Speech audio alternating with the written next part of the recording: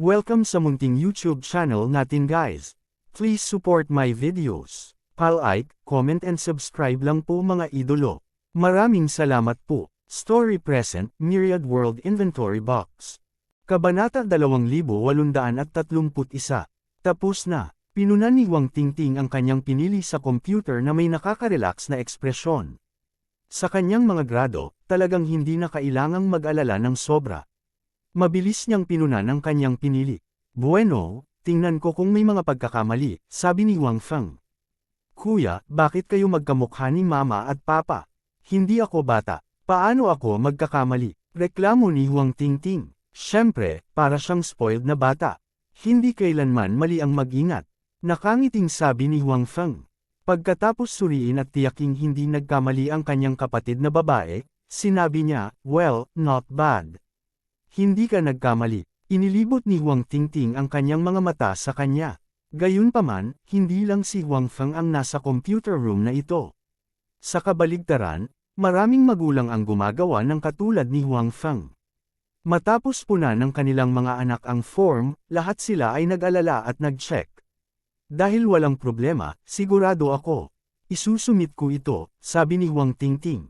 Isumite ito, sabi ni Huang Feng. Nag-click si Huang Tingting sa computer at nakangiting sinabi, tapos na. Ngumiti din si Huang Feng. Sa kabilang banda, ginagawa din ng mga magulang ni Mengmeng at Wenwen ang parehong bagay tulad ni Huang Feng. Lahat sila ay tumutulong sa kanilang mga anak na suriin ang kanilang mga aplikasyon. Walang problema si Mengmeng sa application form, kaya isinumite niya ito pagkatapos makumpirma. Nalaman ng mga magulang ni Wenwen na ang unang pagpipilian ng kanilang anak na babae ay talagang Jiangzhou University. Palihim na nagpalitan ng tingin ang dalawa. Dad, Mom, wala naman akong napunan na mali ha? Tanong ni Wenwen. Ayaw niyang magkaroon ng anumang problema sa kanyang pinili. Gusto pa rin niyang makasama muli ang kanyang matalik na kaibigan sa Jiangzhou. Dahil nakilala niya si Huang Feng sa Jiangzhou, natural, hindi siya maaaring maging pabaya. Walang dapat na problema, sabi ng tatay ni Wenwen. Wenwen, bakit hindi mo tanungin ang iyong punong guro kung mayroon pa bang dapat bigyang pansin? Itanong din kung may problema sa pagpupuno sa ganitong paraan. I just asked you to listen well, pero hindi ka nakinig ng mabuti. Grabe, reklamo ni Wenwen. Okay, kasalanan namin, paumanhin ng mga magulang ni Wenwen. Sige, maghintay ka dito. Pupunta ako at magtatanong, sabi ni Wenwen. Pagkatapos ng lahat, ito ay may kaugnayan sa kanyang hinaharap. Hindi siya nang ahas na maging pabaya, kaya nagpa siya siyang magtanong. Bagaman, nadama niya na walang problema sa pagpuno sa ganitong paraan. Go, hihintayin ka namin dito, sabi ng ama ni Wenwen. Tumayo si Wenwen, umalis sa kanyang upuan, at naglakad patungo sa kanyang homeroom teacher. Gayunpaman, pakiramdam niya ay medyo kakaiba ang kinikilos ng kanyang mga magulang, na para bang gusto na talaga siyang umalis sa kanyang upuan. Gayunpaman, ang isip ni Wenwen ay abala sa kanyang mga mithiin. Wala na siyang ibang iniisip kaya hindi na niya ito pinansin. Medyo malayo ang homeroom teacher kay Wenwen. Bukod dito, may ilang mga magulang at estudyante na nakapaligid sa kanya sa oras na ito. Obviously, lahat sila ay nagtatanong na hindi nila naiintindihan o hindi sigurado. Nang makita ang sitwasyong ito, makapaghintay lamang si Wenwen sa gilid. Magtatanong ulit siya pagkatapos magtanong ng iba.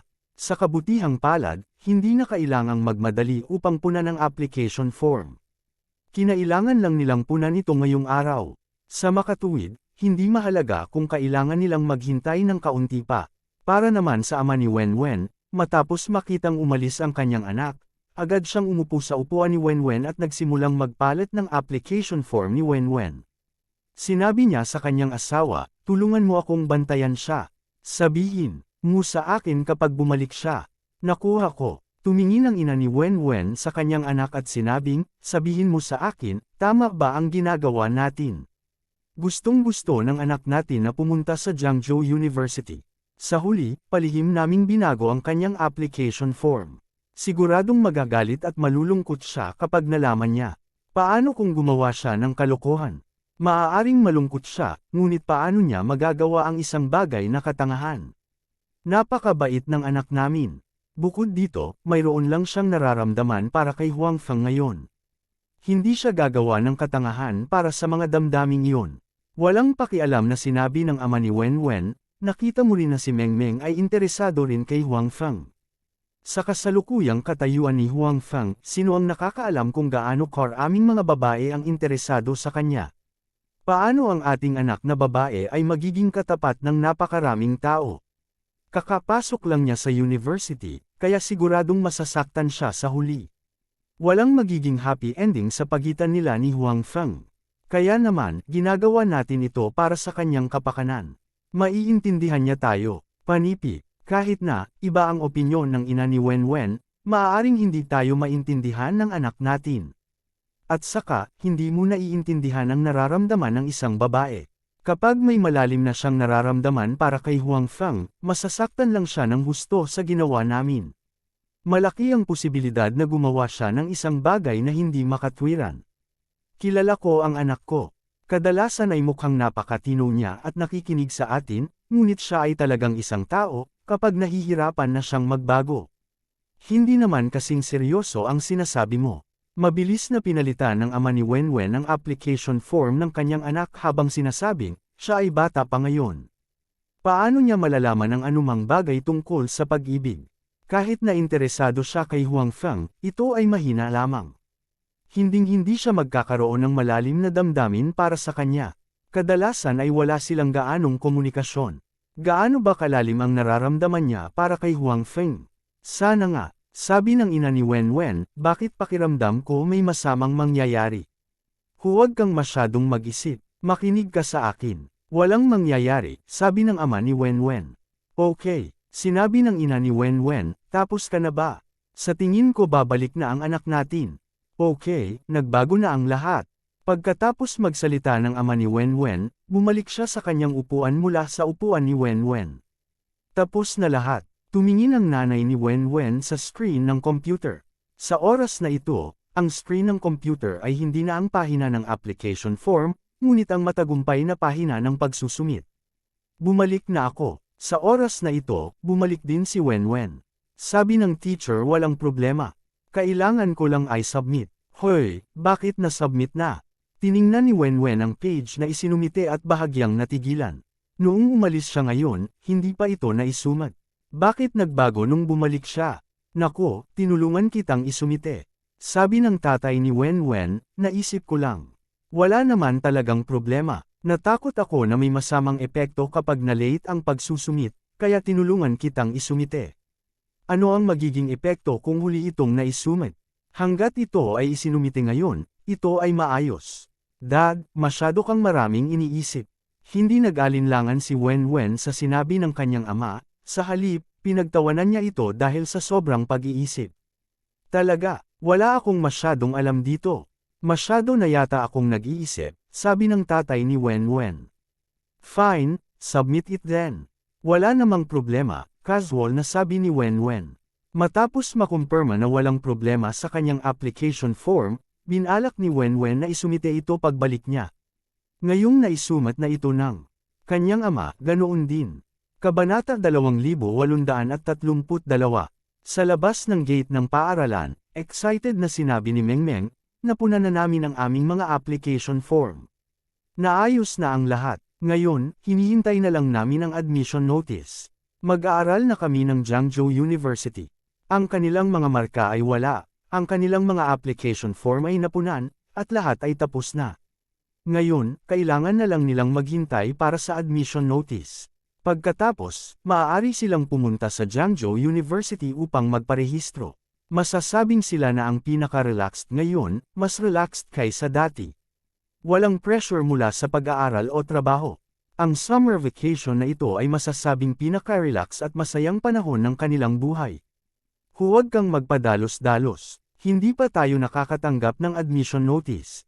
Kung ma-excited, tingnan ko kung kaya mo pang ngumiti sa oras na iyon, sabi ng ama ni Mengmeng. Anong aksidente ang maaaring mangyari? Walang pag-aalinlangan na sinabi ni Mengmeng, napunan na namin ang aming mga application form. Sa aming mga marka, walang magiging problema para makapasok sa Jiangzhou University. Wala nang mga aksidente. Parehong naisip ni na Tingting at Wenwen. Ginawa nila ang lahat ng kanilang makakaya. Sa katunayan, hindi na dapat magkaroon ng anumang mga aksidente. Gayunpaman, ang hindi napansin ng lahat ay nang marinig ito ng mga magulang ni Wenwen, bahagyang nagbago ang kanilang mga ekspresyon. Kaya lang hindi napansin ng iba. Hindi rin napansin ni Wenwen na tuwang-tuwa. By the way, how do you plan to spend this summer vacation? Tanong ni Mengmeng sa kanyang dalawang matalik na kaibigan. Ang summer vacation ng senior year ng high school ay masasabing pinakamatagal. Ito ay halos 3 buwan ang tagal. Masasabing maraming bagay ang maaaring gawin sa mahabang panahon. Kung saan ito gagastusin at kung paano gagastusin ito ay talagang isang bagay na dapat nilang pag-isipang mabuti. Plano kong pumunta sa Jiangzhou kasama ang aking kapatid. Pagdating ng oras, dumiretso kami sa Jiangzhou University mula doon. Kapag dumating ang admission notice, ipapadala ito sa akin ng aking mga magulang, sabi ni Huang Tingting. Napag-usapan na ni Huang Tingting ang desisyong ito sa kanyang pamilya. Bagamat medyo nag-aatubili ang kanyang mga magulang, hindi siya nito pinigilan. Sa wakas ay natapos na ng kanilang anak na babae ang kanyang entrance exam sa kolehiyo, at oras na para magsaya siya. Sakto lang na pumunta siya sa Jiangzhou. May pagkain at libangan doon, at si Huang Feng ang mag-aalaga sa kanya. Magiging maginhawa para sa kanya na magparehistro sa universidad. Kaya naman, sumang-ayon silang hayaan si Huang Tingting na pumunta sa Jiangzhou ng maaga. Gusto ko rin pumunta. Nang matapos magsalita si Huang Tingting, tumalon si Mengmeng at sumigaw, gusto kong pumunta sa Jiangzhou. Gusto kong pumunta sa lugar ng kapatid ko. Bakit ka nakikisali sa saya? Sinabi ng ama ni Mengmeng sa kanyang anak na babae, hindi ka ba nakapunta doon kanina? Huwag kang pumunta sa pagkakataong ito. Huwag gumawa ng gulo para sa kanila. Panipi, ang ama ni Mengmeng ay hindi naghinala na ang kanyang anak na babae ay may gusto kay Huang Feng o anumang bagay. Naramdaman na lang niya na kung ang kanyang anak na babae ay patuloy na pupunta sa Jiangzhou upang bisitahin si Huang Feng, magdudulot ito ng gulo para sa kanya. Pagkatapos ng lahat, sa kasalukuyang pagkakakilanlan ni Huang Feng, dapat ay marami siyang dapat gawin araw-araw. Ang kanyang anak na babae ay walang kinalaman kay Huang Feng. Kung pupunta siya doon paminsan-minsan, makakaasa siya sa relasyon nila ni Huang Tingting. Kung madalas siyang pumunta doon, natatakot siya na inisin niya si Huang Feng. Anong gulo? Mahal na mahal ako ni Kuya diba? Sa wakas ay tumingin si Mengmeng kay Huang Feng at sinabi, oo, ngumiti si Huang Feng. Pagkatapos, tumingin siya sa ama ni Mengmeng at sinabing, kung gusto ni Mengmeng, hayaan mo siya. Marami akong espasyo, tsaka may kalaro si Tingting dito. Oo, tito, sinabi rin ni Huang Tingting, hayaan mong pumunta si Mengmeng sa Jiangzhou sa amin. Kung may gagawin ang kapatid ko, maaaring makipaglaro sa akin si Mengmeng. Ito, nang makitang parehong sinabi ni Huang Feng at Tingting, nag-alinlangan ang ama ni Mengmeng. Noong una, ayaw ng ama ni Mengmeng na pumunta ang kanyang anak sa Jiangzhou ngayon, higit sa lahat dahil natatakot siya na magdudulot ito ng gulo kay Huang Feng. Gayunpaman, kung hindi tot-utol si Huang Feng, wala siyang pakialam sa kanyang anak na pumunta ngayon. Una, natapos ng kanyang anak na babae ang pagsusulit sa pasukan sa kolehiyo. Ngayon, oras na para magpahinga siya ng mabuti at magsaya. Bukod dito, ang kanyang anak na babae at si Tingting ay magkaklase at matalik na kaibigan. Kung sabay silang lumabas, may kasama siya. Bilang karagdagan, natural na alam ng ama ni Mengmeng ang kahalagahan ng mga koneksyon. Ang kanyang anak na babae ay maaaring pumunta sa Jiangzhou University ngayon, na isang magandang panimulang punto. Gayunpaman, mahirap sabihin kung paano siya bubuo sa hinaharap. Ngayon, nasa harap niya si Huang Feng. Sa kasalukuyang katayuan ni Huang Feng, malaki ang maitutulong niya sa kanyang anak sa hinaharap.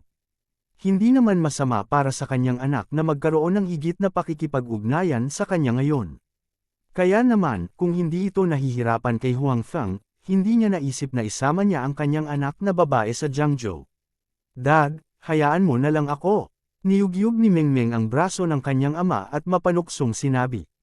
Okay, nakahanda nang pumayag ang ama ni Mengmeng. Ngayong sinabi ng kanyang anak na babae, natural na hindi siya tumutol. Gayunpaman, pinaalalahanan pa rin niya ito, maaari kang pumunta, ngunit kapag nakarating ka na sa Jiangzhou, huwag kang tumakbo. Maging masunurin at huwag gumawa ng gulo para kay Mr. Huang at sa iba pa. Naiintindihan mo ba? Nakuha ko, nakuha ko. Tuwang-tuwa si Mengmeng nang pumayag ang kanyang ama. Paulit-ulit niyang ipinangako ang payo ng kanyang ama, huwag kang mag-alala. Hindi ako masuwing tao, hindi ako magdudulot ng gulo. Buti naman naalala mo, sabi ng ama ni Mengmeng. Dad, gusto ko rin pumunta. Labis na inggit si Wenwen nang makita niyang ang kanyang dalawang matalik na kaibigan ay pupunta sa Jiangzhou upang manirahan kasama si Huang Feng.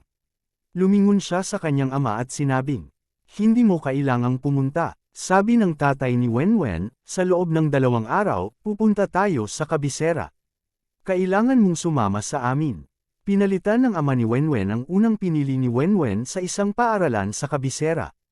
Upang ang kanyang anak na babae ay mas mabilis na umangkop sa buhay sa kabisera, nagplano siyang pumunta muli sa kabisera sa panahong ito upang gumawa ng ilang mga kaayusan ng maaga.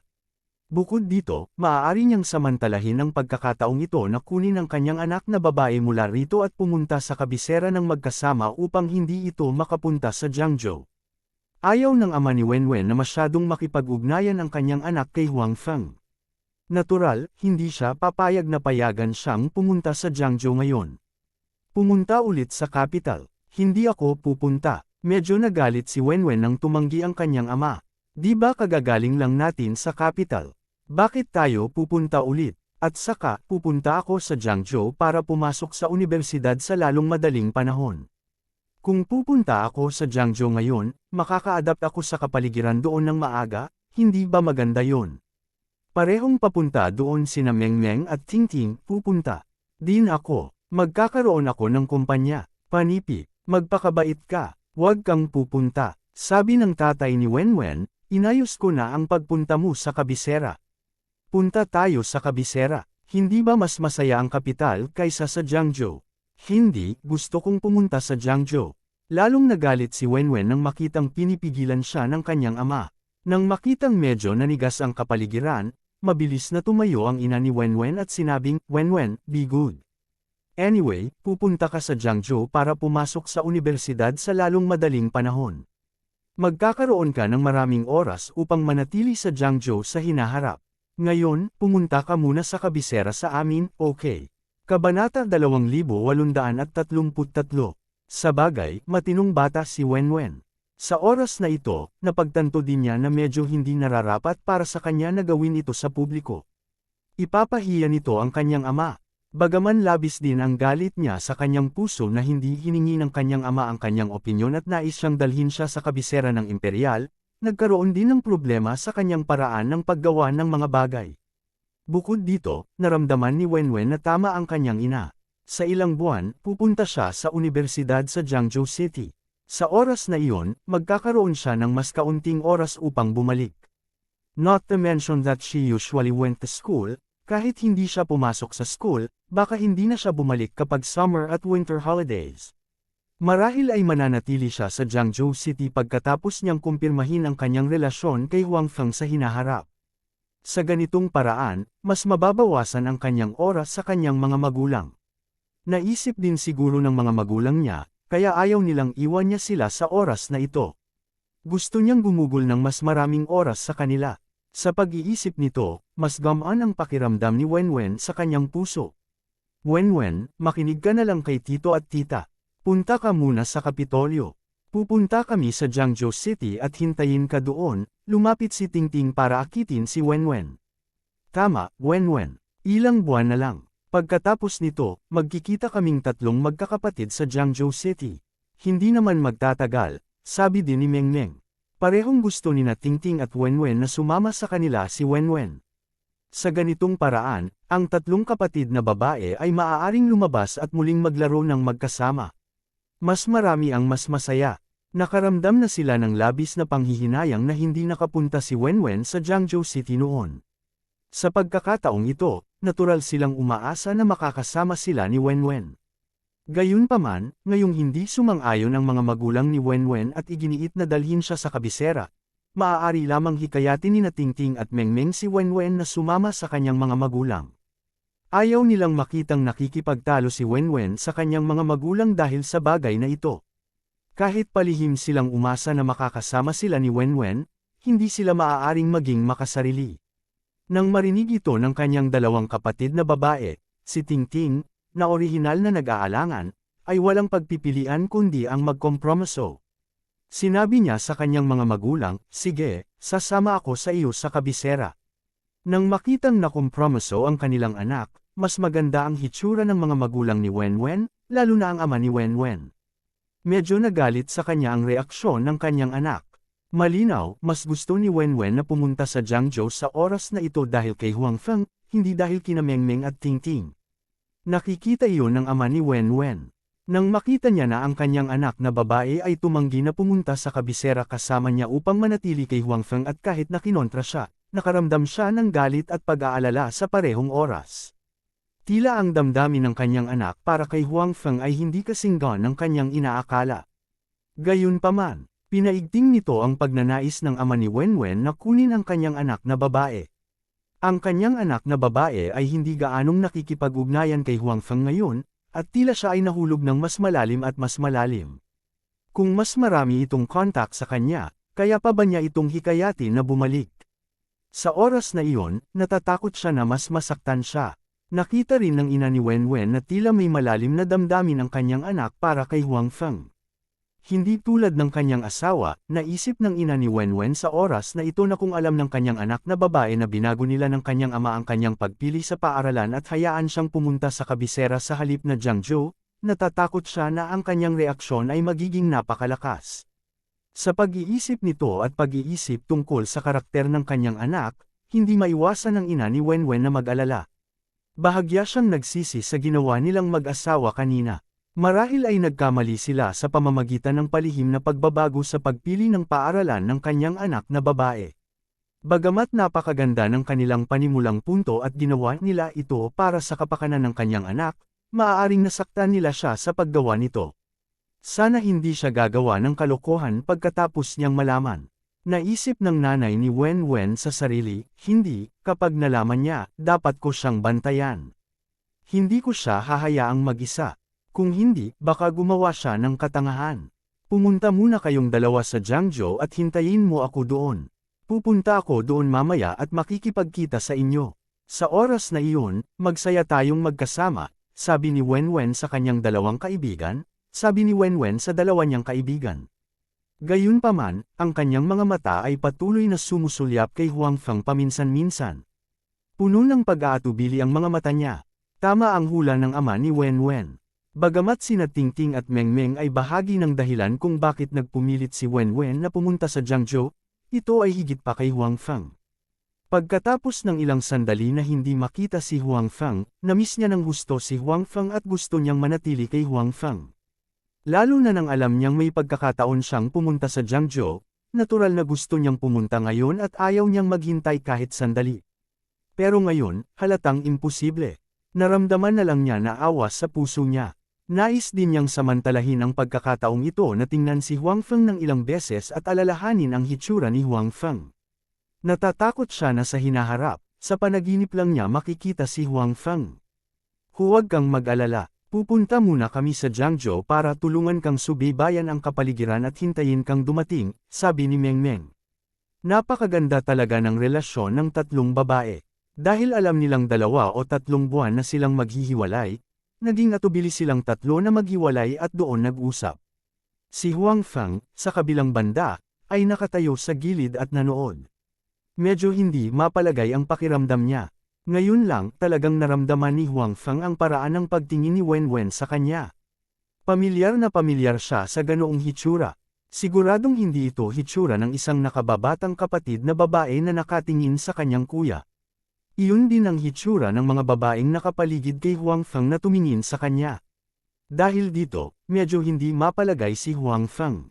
Sa mahabang panahon, itinuring ni Huang Feng sina Mengmeng at Wenwen bilang kanyang mga nakababatang kapatid na babae, tulad ni Tingting. Sa puso ni Huang Feng, silang tatlo ay mga bata pa. Pero ngayon, bigla niyang napagtanto na silang tatlo ay nasa hustong gulang na at papasok pa nga sa universidad. Nasa edad na sila ng umiibig. Hindi na sila mga bata, at marami na silang naiisip na pang-adulto. Hindi na akma na tumingin siya sa kanila na para bang bata ang tingin niya. Sa oras na ito, muling nag-isip si Huang Feng. Napatingin sa kanya ang ama ni Wenwen. Ang tila malinaw ngunit medyo mapagbantay na titig na iyon ay tila may naintindihan. Marahil, ang ilan sa mga detalye ni Wenwen ay natuklasan ng kanyang mga magulang. Halatang hindi sang-ayon ang mga magulang ni Wenwen sa kanyang iniisip, kaya naging mapagbantay sila laban sa kanya. Bukod dito, ngayon pa lang, pinilit nilang huwag hayaang pumunta si Wenwen sa Jiangzhou at sa halip ay dinala siya sa kabisera. Sa pag-iisip nito, hindi alam ni Huang Feng kung ano ang dapat niyang maramdaman. Dapat ba siyang maging proud, o hindi niya alam kung tatawa o iiyak? Hindi inaasahan ni Huang Feng na ang kanyang alindog ay magiging napakahusay ngayon. Maaakit niya talaga ang atensyon ng mga babaeng ito at makuha ang kanilang pabor. Ito ay tila isang bagay na dapat ipagmalaki. Gayunpaman, maliban sa pakiramdam na nasisiyahan sa kanyang sarili, si Huang Feng ay nakaramdam ng higit na inis. Kabanata 2834. Ang dahilan kung bakit distressed si Huang Feng ay marami na siyang babaeng nakapaligid sa kanya, at ayaw na niyang magkaroon pa ng gulo. Bukod dito, si Wenwen ay kaibigan ng kanyang kapatid na babae, at noon pa man ay tinuring niya itong kapatid. Paano niya haharapin ang kanyang kapatid na babae at si Wenwen sa hinaharap? Bukod dito, nalaman din ni Huang Feng na tila natuklasan ng mga magulang ni Wenwen ang damdamin ng kanilang anak, kaya't naging maingat sila sa kanya. No wonder iba ang tingin nila sa kanya kanina. Ito pala ang dahilan. Paano ko sasabihin kay Wenwen? Maaaring ito lang ang naisip ng babae, ngunit kung sasabihin ko ito ng malakas, ito ay napaka-awkward. Kahit na hindi ako nagkamali, masasaktan siya pagkatapos kong sabihin iyon ng malakas. Maaaring maapektuhan pa nito ang kanyang relasyon sa kanyang nakababatang kapatid na babae, naisip ni Huang Feng sa kanyang sarili na may kaunting pagkabalisa. Pagkatapos mag-isip ng ilang sandali, nagpa siya si Huang Feng na maghintay at makita. Kung umamin si Wenwen sa kanya, maaari niya itong direktang tanggihan. Kung hindi niya gagawin, magkukunwari siyang walang alam at tiyak na hindi siya magkukusa. Nadama ni Huang Feng na walang mangyayari kung hindi siya magkusa. Matapos punan ang application form, naghiwalay ang tatlong pamilya. Nakipag-appointment sina Huang Tingting at Meng Meng na umalis papuntang Jiangzhou bukas, at mananatili sila sa bahay ngayong gabi. Natural na walang tutol si Meng Meng, habang si Wenwen naman ay nakatingin lang sa kanila nang naiinggit.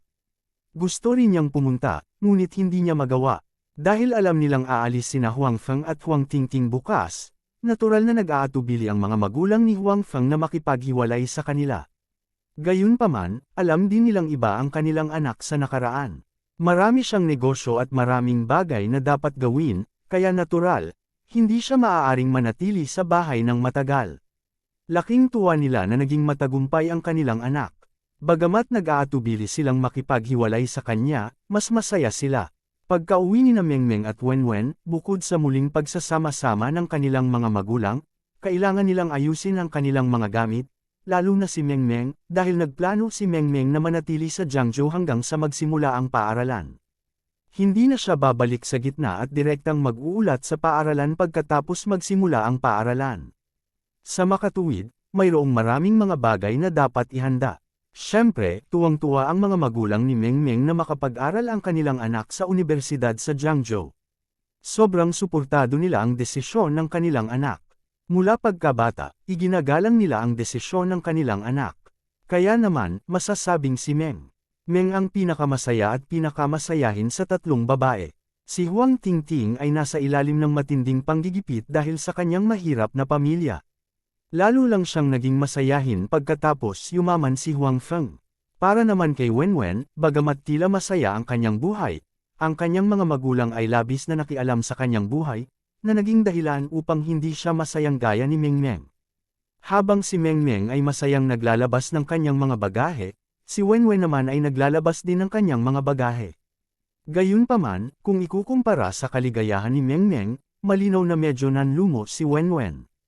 Iyon ay dahil gusto niyang pumunta sa Jiangzhou, hindi sa kabisera. Huwag kang ganyan. Maraming masasayang lugar sa Imperial Capital. Nakita ng ina ni Wenwen na malungkot ang kanyang anak, kaya lumapit siya para aliwin ito. Pero ayokong pumunta sa kabisera. Sinabi ni Wenwen, gusto kong pumunta sa Jiangzhou kasama sina Mengmeng at Tingting. Natatakot ako na ayaw mong pumunta sa Jiangzhou dahil lang sa dalawang matalik mong kaibigan, hindi napigil ang sabihin ng ina ni Wenwen. Mama, ano pong pinagsasabi niyo? Ano ang ibig mong sabihin? Isang bakas ng pagkamahiyain at gulat ang bumalatay sa mukha ni Wenwen, na para bang natuklasan ang kanyang panloob na sikreto. Ano ang tingin mo kay Huang Feng? Dahil nagsimula na sila, binalak ng ina ni Wenwen na kausapin ang kanyang anak tungkol sa bagay na ito. Pagkatapos ng lahat, imposibleng panatilihing sikreto magpakailanman ang usapin ng pagbabago ng kanyang pagpili sa paaralan. Tiyak na malalaman ito ng kanyang anak na babae. Sa oras na iyon, hindi may iwasang magkagulo siya. Sa makatuwid, mas mabuting samantalahin ang kasalukuyang sitwasyon para pag-usapan ito at ipaalam sa kanya kung gaano kahalaga sa kanya si Huang Feng. Kung gayon, mas mahusay niyang haharapin ang bagay na ito. Anong ibig mong sabihin? Kuya, napakagaling niya. Nang marinig ang pangalan ni Huang Feng, mas nalito si Wenwen. Alam kaya ng nanay niya ang iniisip niya. Ano ang dapat niyang gawin? Papayag ba siya? Paano kung hindi siya pumayag? Parang gamulo sa isang iglap ang isip ni Wenwen. Si Huang Feng ay talagang isang mabuting anak, sabi ng ina ni Wenwen. Sabi ng ina ni Wenwen, iilan lang ang mga tao sa bansa na makakamit ang mga ganoong resulta sa kanyang edad. At higit pa, nagsimula siya sa simula, na mas bihira pa. Hindi naman exaggeration na sabihin na 1 in a million siya. Nang marinig ang papuri ng kanyang ina kay Huang Feng, tuwang-tuwa si Wenwen at sinabing, oo, ang kapatid ko ang pinakamagaling. Walang sino man ang maaaring maging mas mahusay kaysa sa kanya. Panipi, sa puso ni na Wenwen at Mengmeng, si Huang Feng talaga ang pinakamagandang tao sa mundo. Iyon ang dahilan kung bakit labis nilang hinangaan si Huang Feng at gusto pa nilang makasama si Huang Feng sa lahat ng bagay. Ngayong nakita niyang pinupuri ng kanyang ina si Huang Feng, napakasaya ni Wenwen. Oo, talagang napakahusay niya. Patuloy ng ina ni Wenwen, ang napakahusay na tao ay parang lason sa mga babae. Maaakit niya ng husto ang paghanga ng mga babae. Kaya naman, hinding-hindi siya magkukulang sa mga babaeng nakapaligid sa kanya. Kahit na hindi siya magkusa na maghanap ng mga babae, magkakaroon ng malaking bilang ng mga kababaihan na magkukusa na hanapin siya. Yes, my brother is so excellent.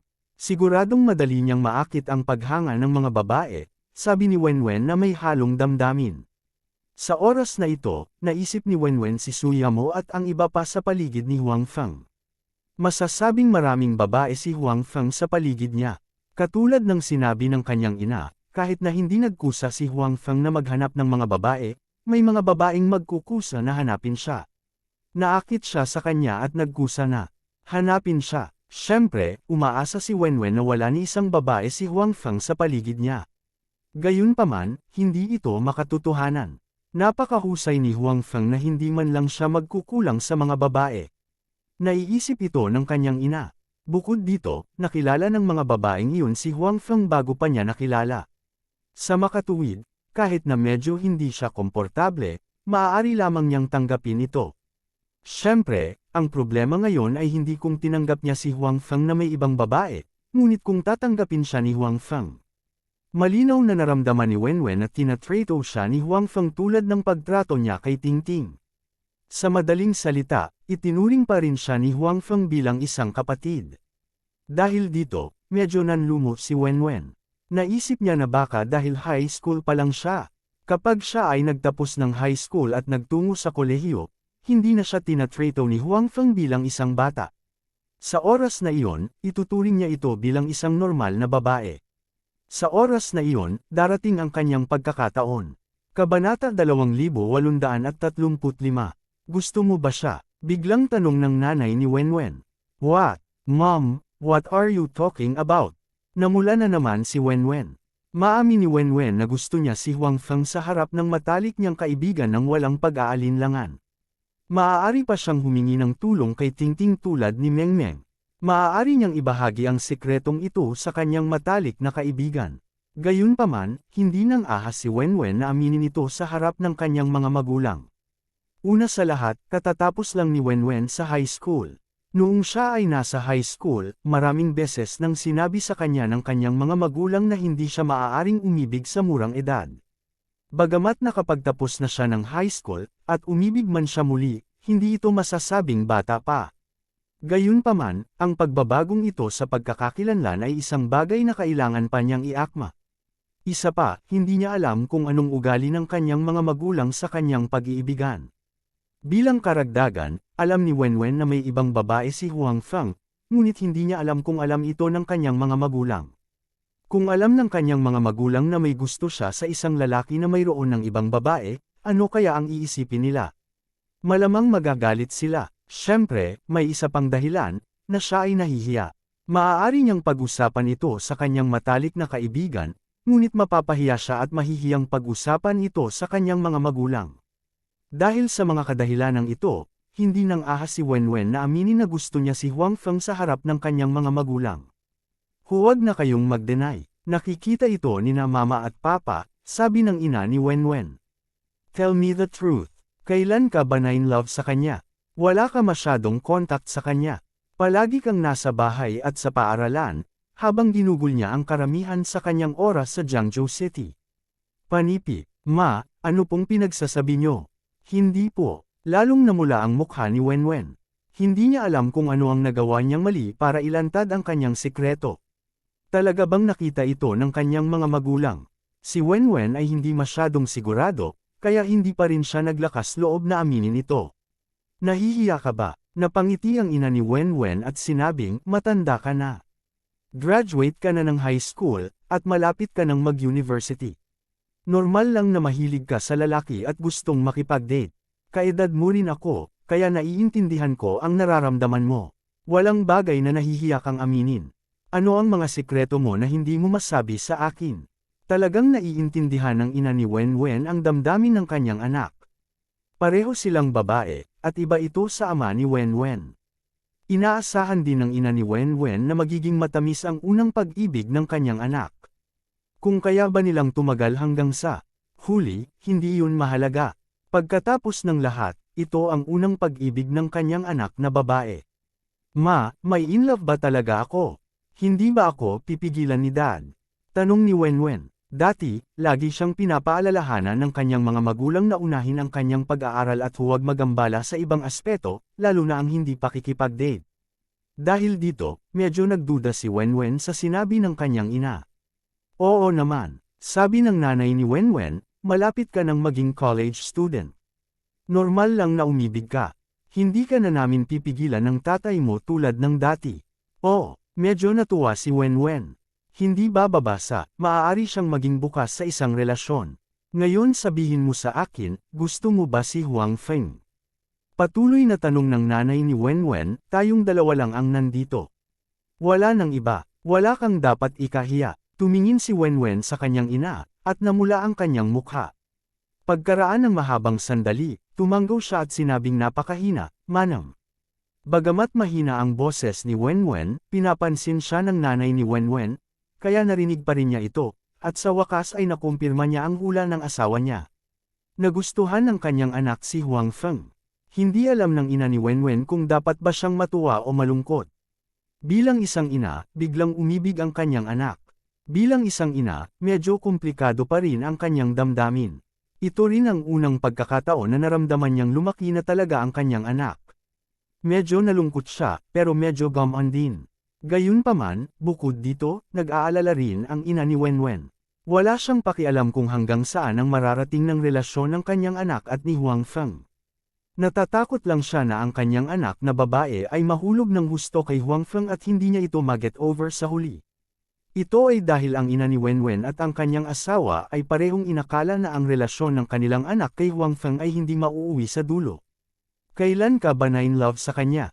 Kahit na matagal mo na siyang kilala, hindi mo siya masyadong na-contact. Usually, hindi mo man lang siya kino-contact, curious na sabi ng nanay ni Wenwen. Ito rin ang pagdududa sa puso ng ama ni Wenwen. Kung si Wenwen at Huang Feng ay may higit na pakikipag-ugnayan, at si Huang Feng ay napakahusay, kung gayon ang kanyang anak na babae ay maaari pa ring makipag-ugnayan sa kanya.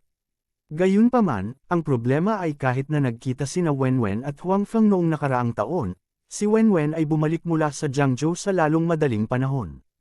Pagkatapos noon, wala na silang pagkakataong magkita man lang.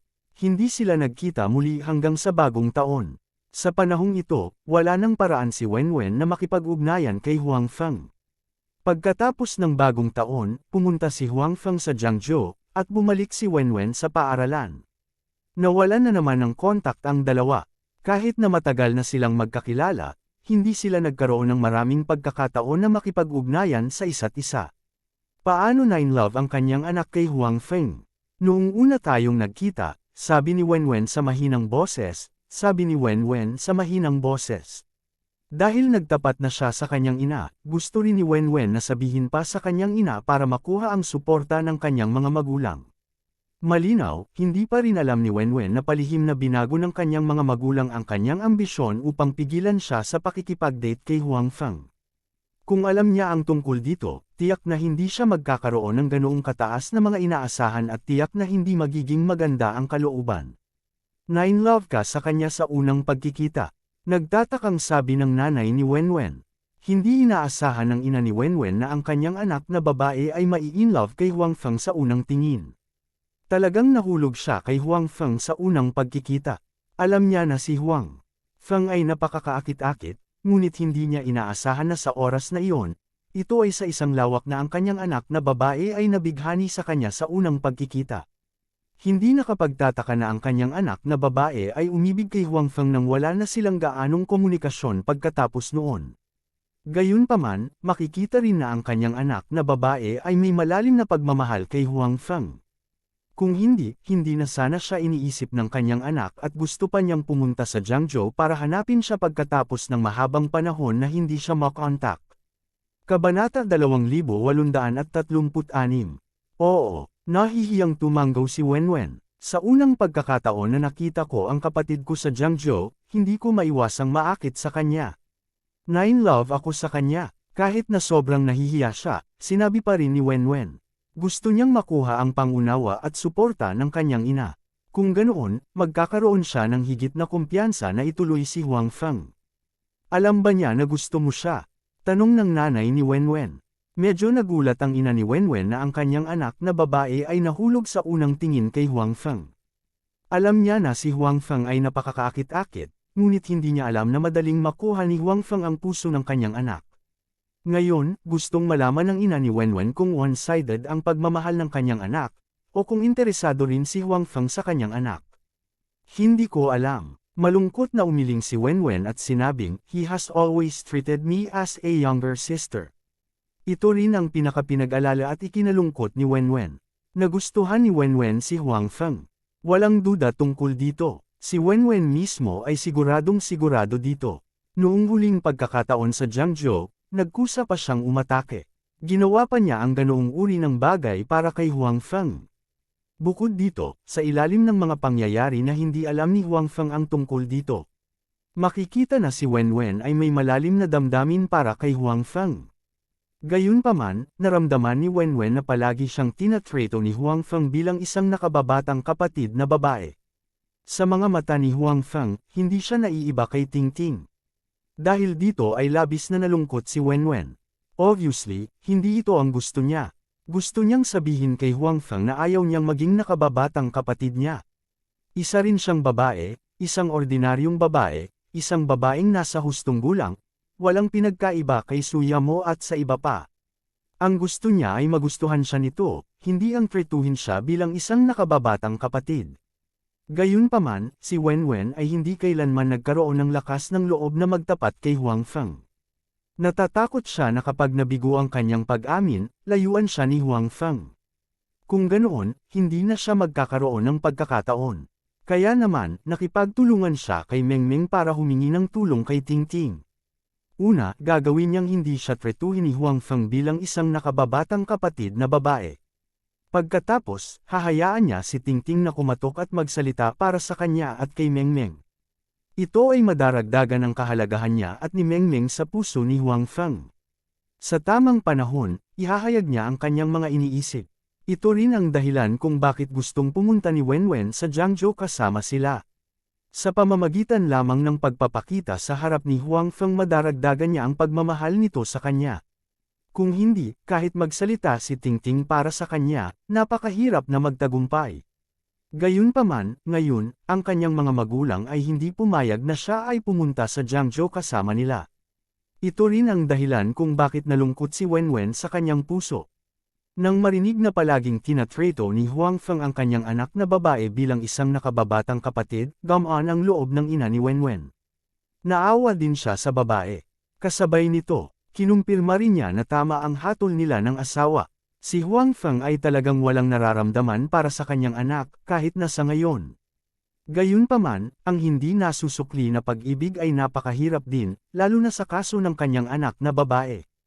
Hindi alam ni Huang Feng na may gusto sa kanya ang kanyang anak, ngunit ang kanyang anak na babae ay labis na umiibig kay Huang Feng. Pahihirapan lang niya ang anak niya.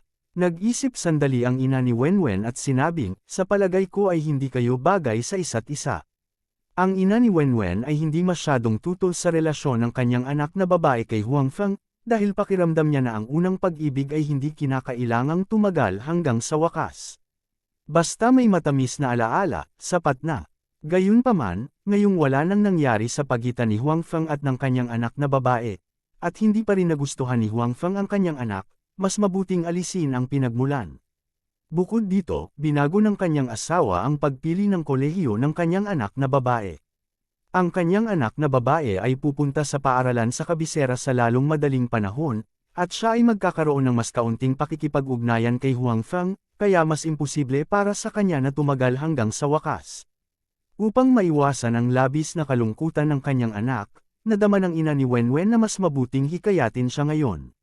Sa ganitong paraan, magiging mas matatanggap ito ng kanyang anak pagdating ng panahon, kahit na alam niya ang tungkol sa pagpili sa kolehiyo. Bakit? Tanong ni Wenwen na may pagkalito at lungkot.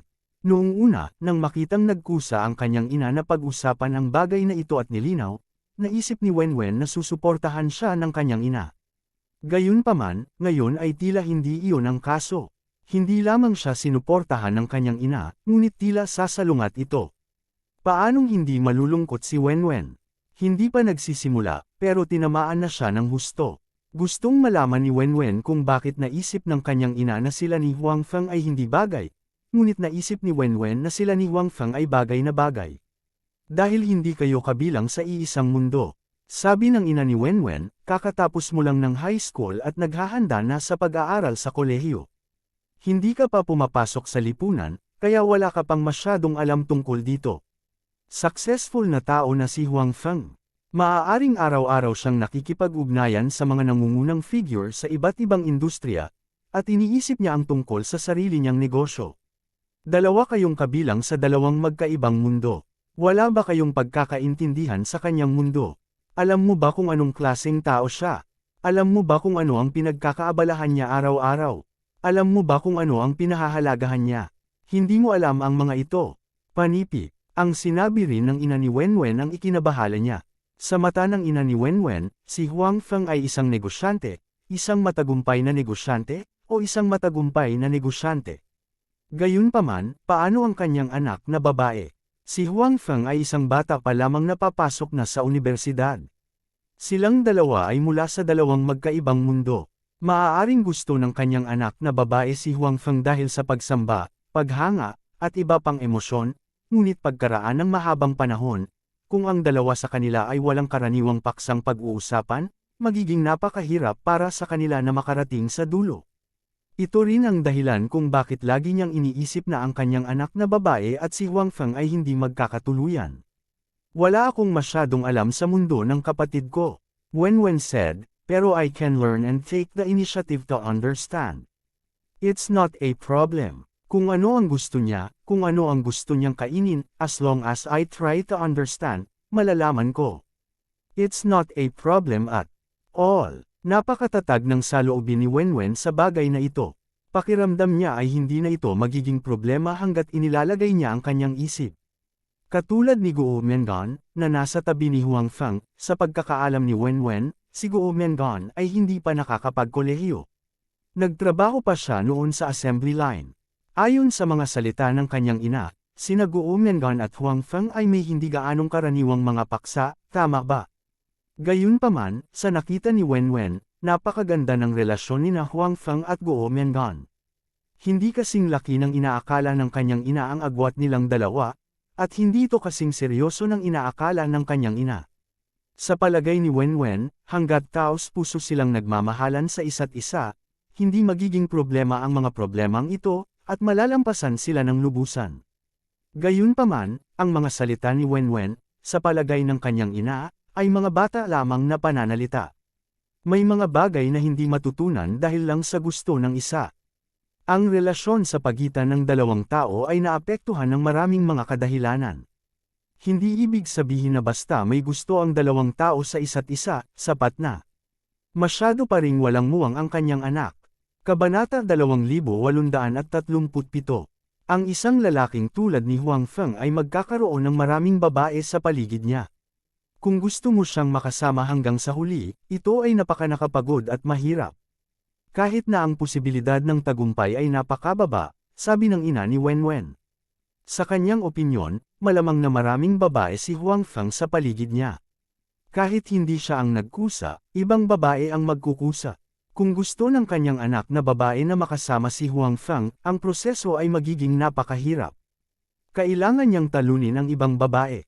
Bilang karagdagan, hindi ito nangangahulugan na maaari na siyang lubusang makapagpahinga pagkatapos na makasama si Huang Feng, dahil may iba pang kababaihan sa paligid ni Huang Feng sa hinaharap. Kung nais ng kanyang anak na mabuhay ng isang masayang buhay, dapat siyang mahigpit na mag-ingat laban sa ibang mga kababaihan at huwag bigyan sila ng pagkakataong lapitan si Huang Feng. Kasabay nito, dapat niyang pigilan si Huang Feng na magkaroon ng ganoong pag-iisip. At ito ay walang alinlangan na napakahirap. Ayaw ng nanay ni Wenwen na masyadong pagod ang kanyang anak. Gayunpaman, hindi iyon inisip ni Wenwen, dahil alam niya na si Huang Feng ay hindi isang ordinaryong tao.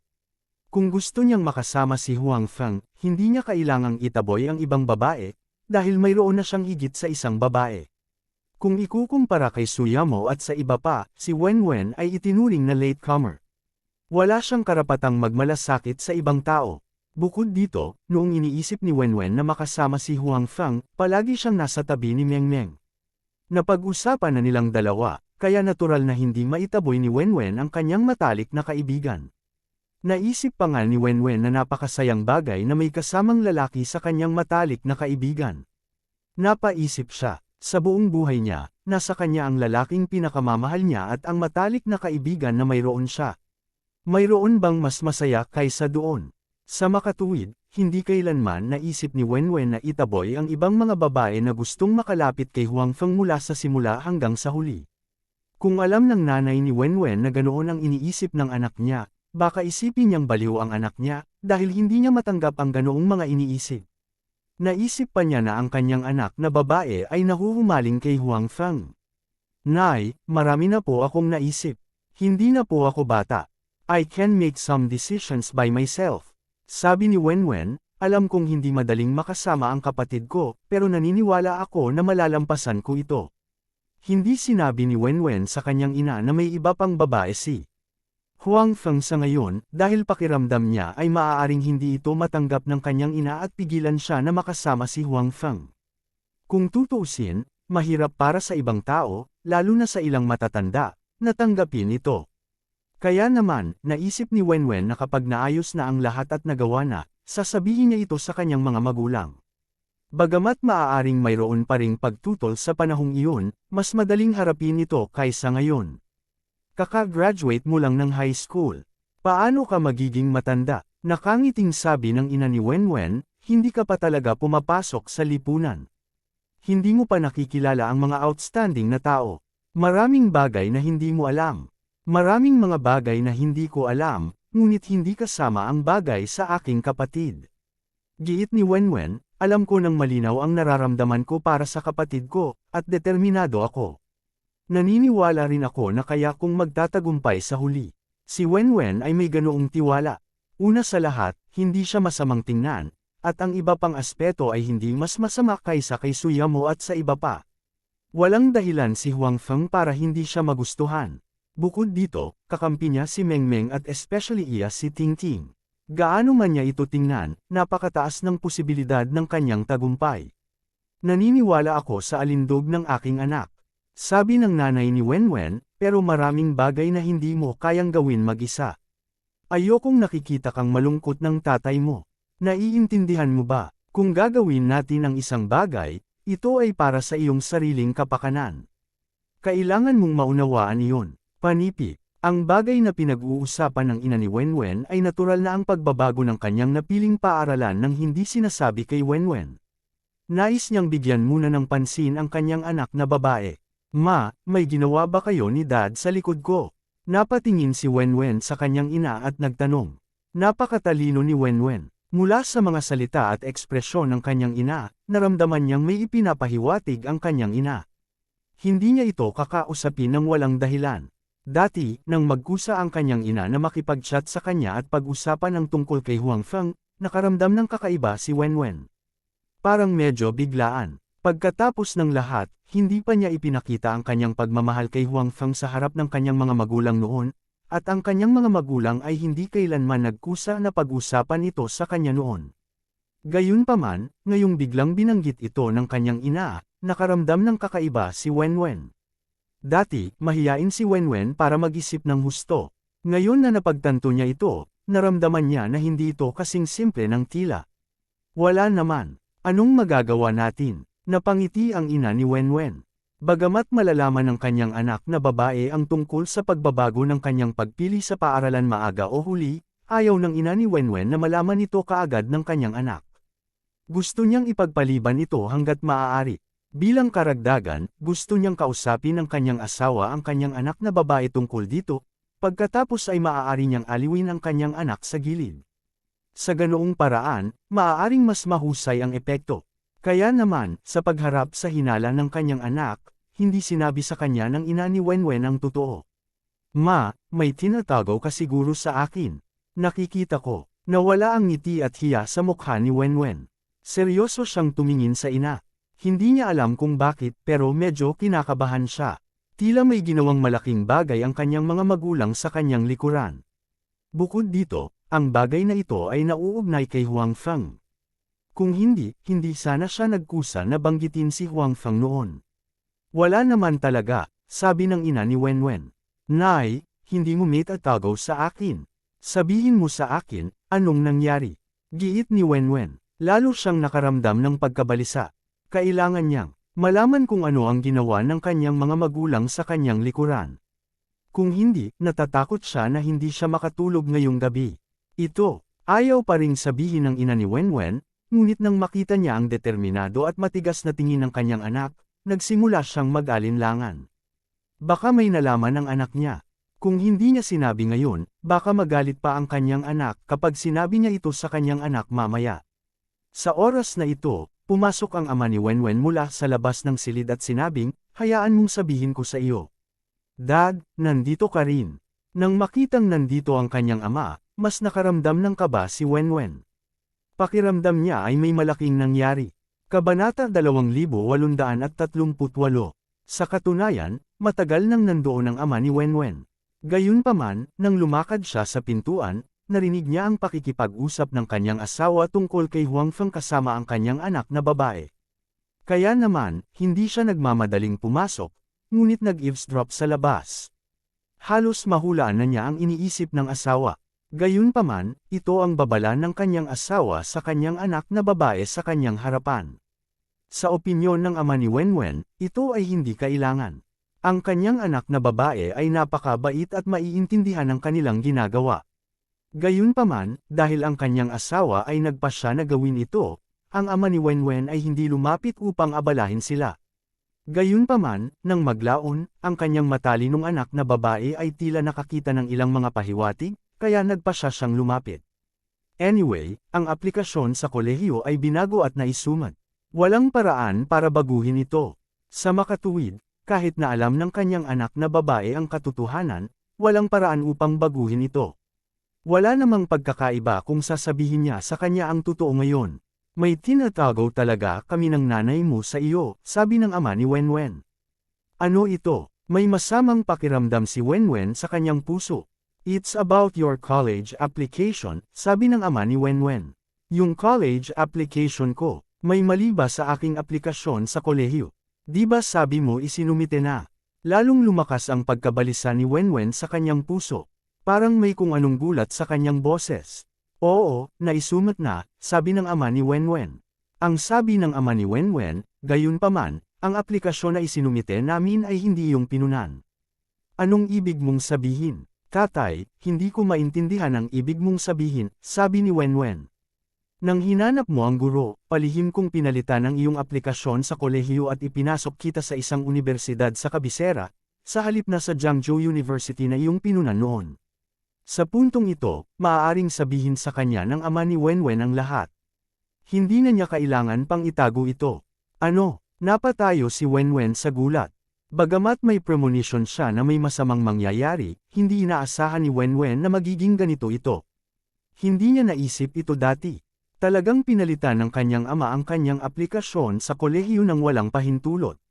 Paano niya nagawa iyon? No wonder sinadya niya itong pinaalis at nagsumite ng college application bago siya bumalik. Napag-isipan na pala ang lahat. Sa kasamaang palad, hindi niya ito namalayan sa oras na iyon. Siyempre, hindi masisisi si Wenwen dito. Paano niya naisip na gagawin talaga ito ng kanyang ama? Bago ang insidenteng ito, ang kanyang mga magulang ay hindi kailanman nagpahayag ng anumang mga pahiwatig. Wenwen, ginagawa namin ito para sa ikabubuti mo. Sabi ng ina ni Wenwen, nakikita naming lahat na ang dahilan kung bakit ka nag-apply para sa Jiangzhou University ay dahil sa Huang Feng.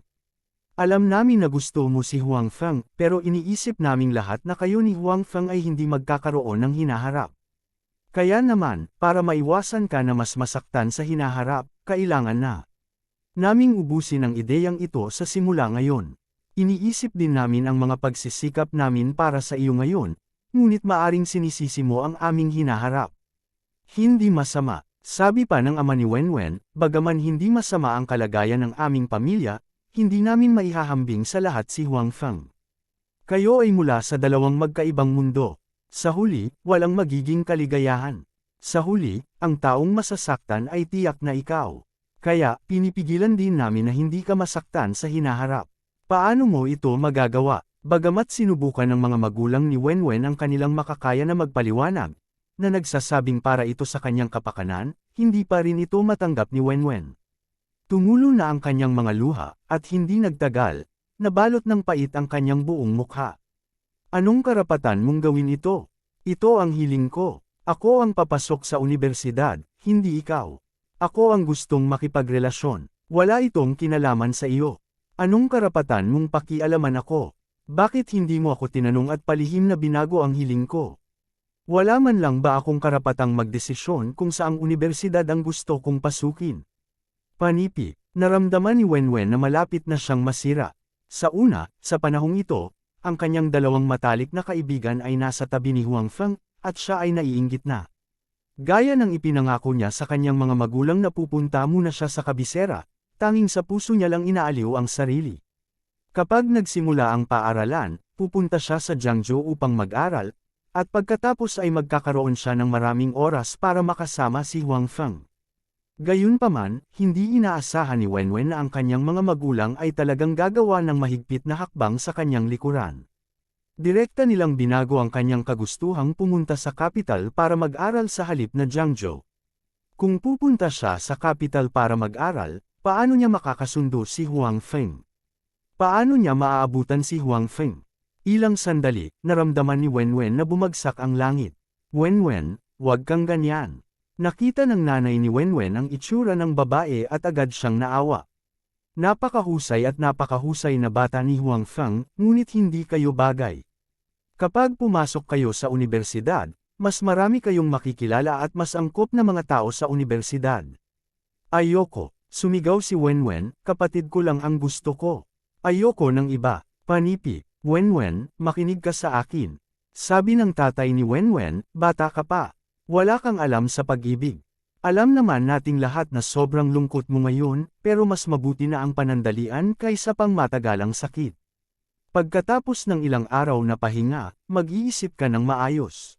Hindi naman siguro, sabi ni Wenwen, lumaki na ako.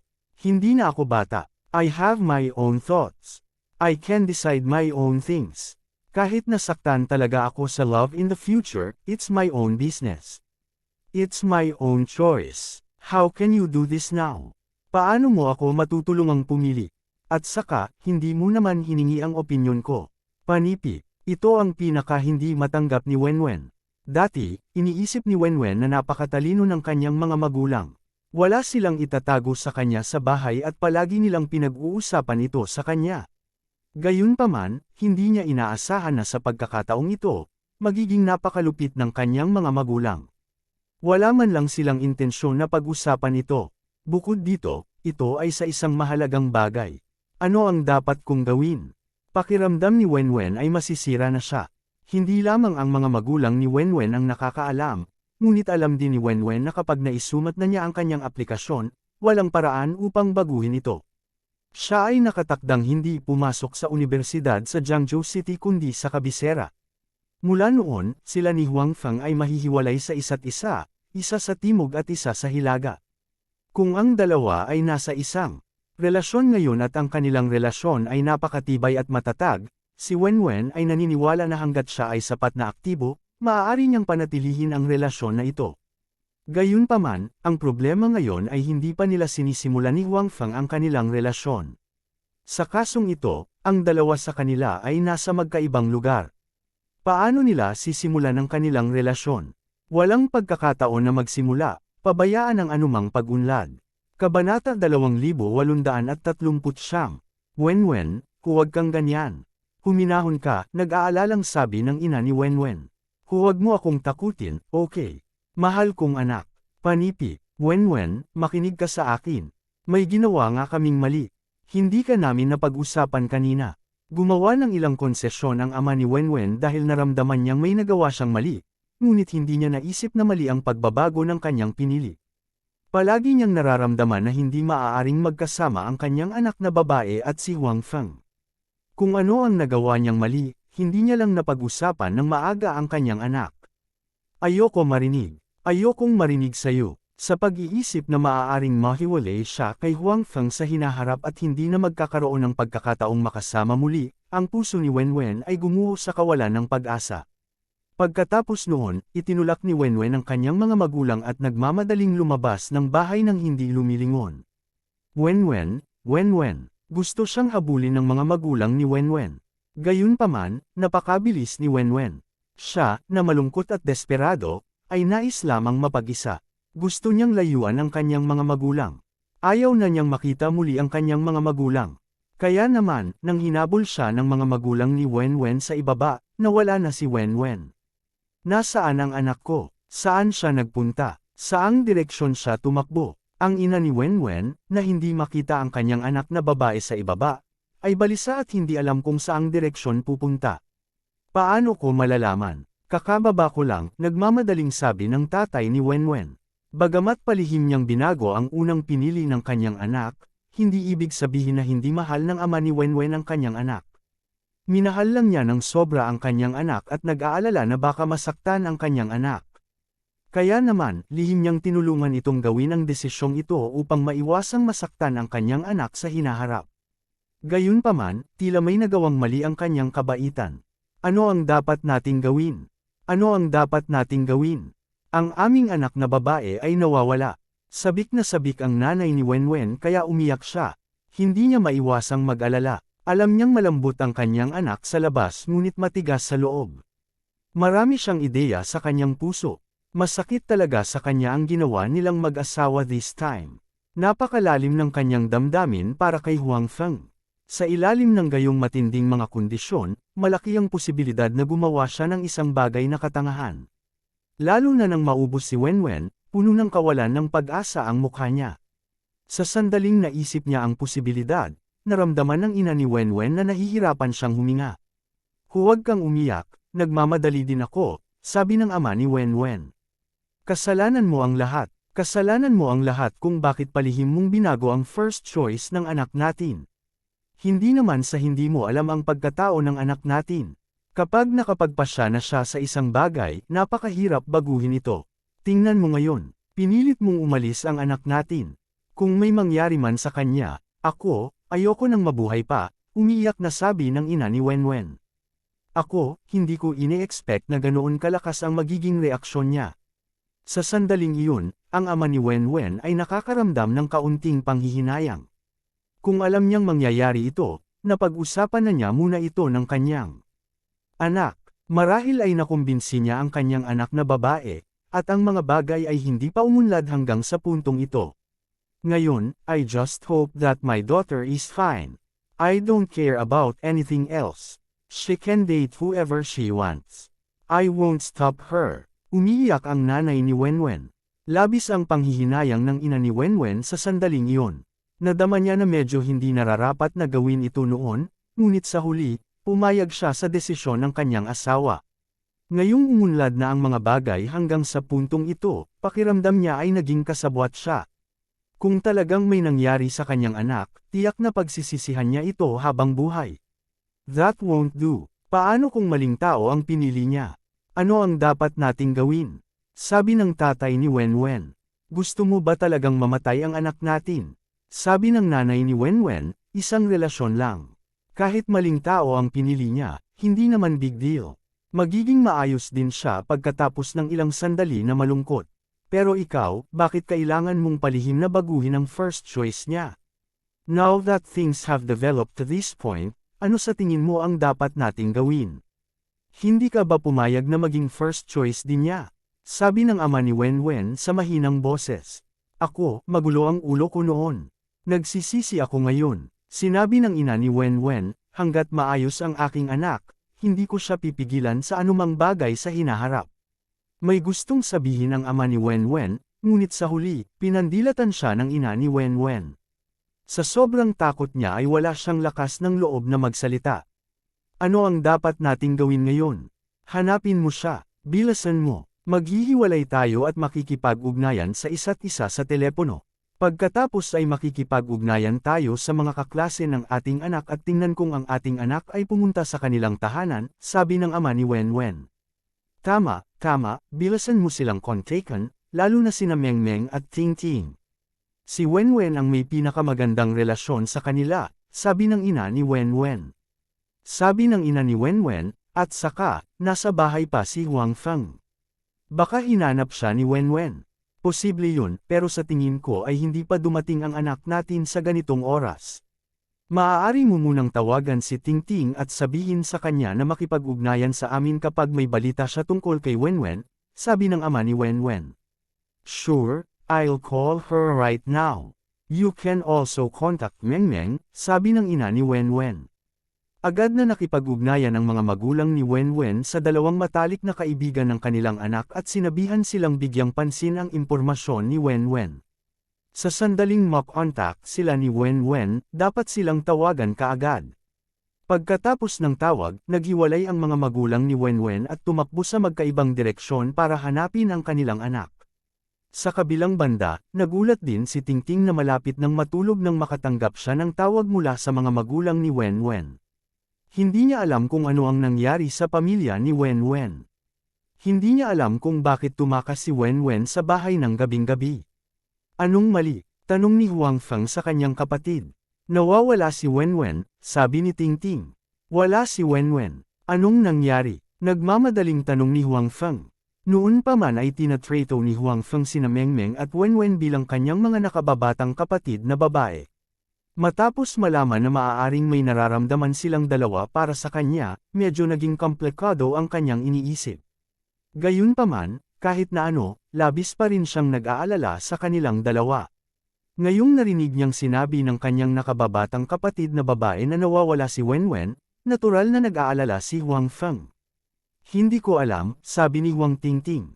Pahayag ni Huang Tingting, kanina lang tumawag ang nanay ni Wenwen at sinabing nawawala si Wenwen. Sabi niya, kung makontak ako ni Wenwen, tawagan daw niya ang kanyang ina. Kung ano ang nangyari, hindi niya sinabi.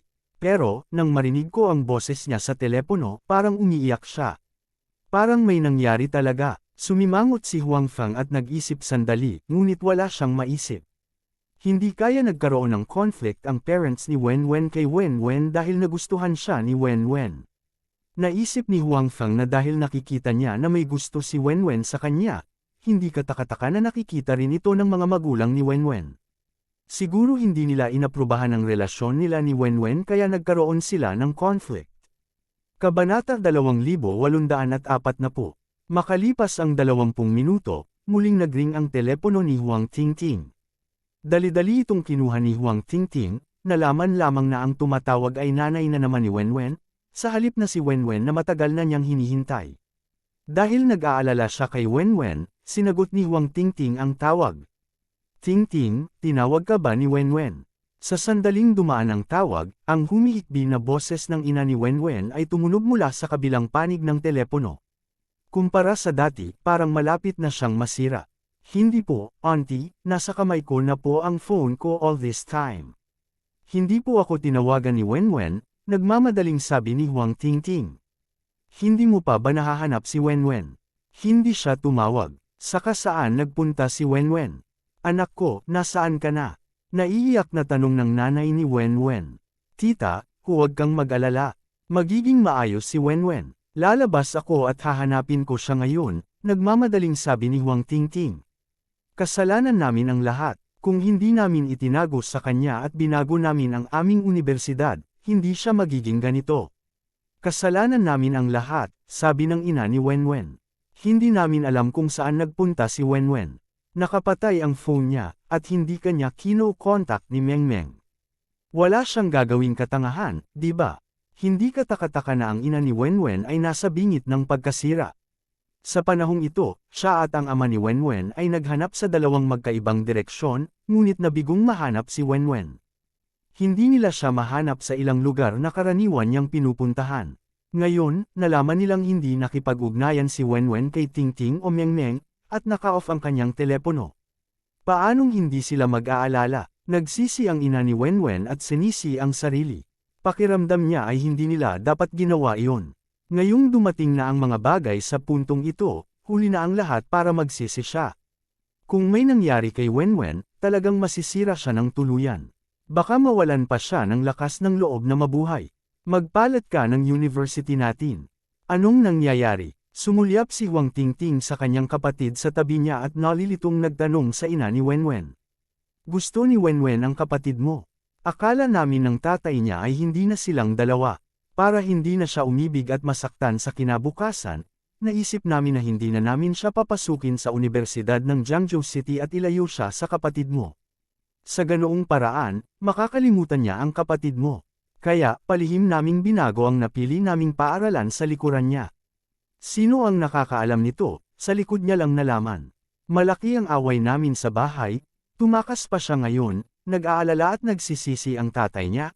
Sabihin mo sa akin, saan pumunta si Wenwen? Sabi ng nanay ni Wenwen habang umiiyak. Marahil ay gusto niyang ilabas ang pressure at pag-aalala sa kanyang puso, kaya sinabi niya kay Tingting ang lahat. Dahil nasa speakerphone ng telepono, narinig din ni Huang Feng, na nasa tabi ni Tingting, ang sinabi ng ina ni Wenwen ng malinaw. Hindi niya inaasahan na tama ang hula niya kanina.